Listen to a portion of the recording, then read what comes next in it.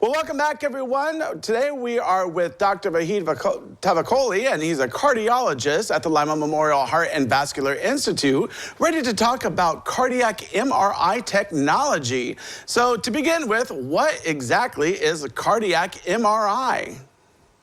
Hello, Chris, and it's a wonderful day and wonderful to be here. So MRI is taking pictures of the heart with magnetic waves. That's the highest quality picture that you can get from the heart. You can't treat something you do not see. And you always want the highest quality pictures when you want to treat someone well. Yeah, so what exactly happens during this procedure? Like, does it require surgery or going into the body? It's non-invasive. Basically, you lay on a bed, you go through a circle, and you breathe in and out, you listen to some music, and then they take pictures of you. You may need an IV line if you need a dye contrast to get better pictures. And this is not the same dye that is given for X-ray or CAT scan. So if you have an allergy to other dyes, you may be fine with this dye. Oh, well, it actually sounds pretty easy. So what kinds of heart conditions can a cardiac MRI detect? So, Chris, I want to give you real-life examples. A few weeks ago, we had a patient who had multiple blockages in the heart. And the surgeon was going to proceed with a bypass surgery for him. And the surgeon was like, well, these blockages are too severe. Can you do a heart MRI for me? I want to see the condition.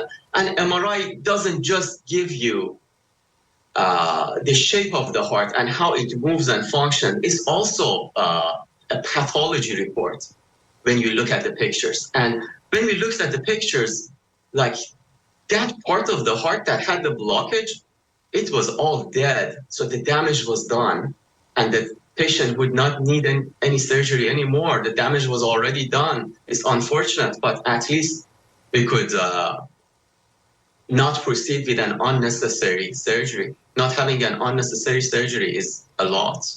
Yeah. Another example, I had another patient a few weeks back, and he was having dizziness, lightheadedness, very young gentleman.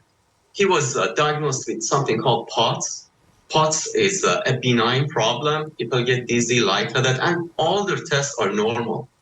And his cardiologist was like, oh, this is too severe. Is this just POTS? And he sent the patient for heart MRI, and we could not believe it. Everybody in the team looked at pictures. It was a rare genetic syndrome.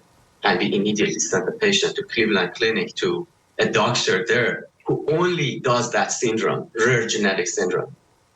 Wow. And another real life example, we had another patient who came to us with a tumor in the heart, thinking whether he needs to take it out or not, whether to take a biopsy of it or not. And just non-invasive pictures of the heart showed that it's a pathology report. That tumor is benign. Nothing else is needed. I'll give you another example from about a month ago. A patient was going to have heart surgery, but nobody would do the surgery because there was suspicion for a clot in the heart. And having a clot in the heart makes heart surgery a lot more difficult. Patient was at a lot higher risk. We did the heart MRI, no clot in the heart. That suspicion was no more there. And they just proceeded with surgery. Surgery was successful. Everything ended well. Wow, that's amazing. And so, you guys do such great things over there. So, doctor, now if people have concerns about their cardiac health, and how can they be seen as soon as possible and receive a cardiac MRI if possibly they need one? So usually heart MRI is not the first test that we do for your heart. You may need some other tests. Talk to your cardiologist and see what's the best next step for you. If you do echo stress test and you feel like something is going wrong, maybe heart MRI is the best next step for you. Yeah. So, doctor, I want to thank you so much for coming out and sharing your knowledge with all of our viewers. I appreciate it. Thank you, Chris. All right. Well, don't go away because we have more when we return.